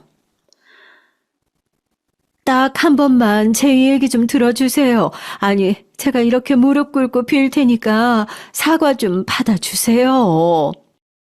제가 사람 보는 눈이 없었어요. 딱 한 번만 용서해 주세요. 두 사람은 매일같이 미안하다는 말을 했지만 당연히 저는 한 번도 만나주지 않았습니다. 제가 그 사람들을 무슨 이유로 만나겠어요. 자기들이 저지른 행동에 책임은 자기들이 져야 하는 것 아니겠어요? 그런데 그것도 일주일도 못 채우더군요. 제가 상대해주지 않자 다른 방법을 찾았더라고요. 이제는 매일같이 집으로 택배가 왔습니다. 명품 가방부터 시작해서 아이들 장난감까지 아주 난리도 아니었죠. 저는 하나도 손대지 않고 그대로 반송했습니다. 그렇게 한 달의 시간이 흘렀는지 남편이 하루는 갑자기 감사팀 결과가 나왔다고 알려줬어요. 저는 다른 사람들은 궁금하지 않았습니다.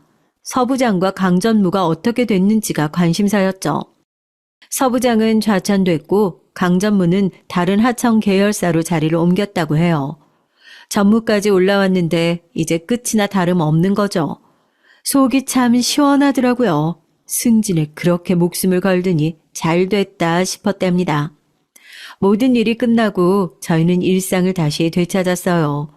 남편도 저도 각자의 일을 마음 편하게 하고 있었죠.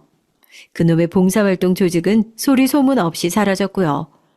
저의 존재에 대해서 크게 번진 것이 없는 것으로 봐서는 잘 정리가 되지 않았나 싶어요. 다행스럽게도 말이죠. 앞으로도 지금의 평화를 지킬 수 있길 간절히 바랄 뿐입니다.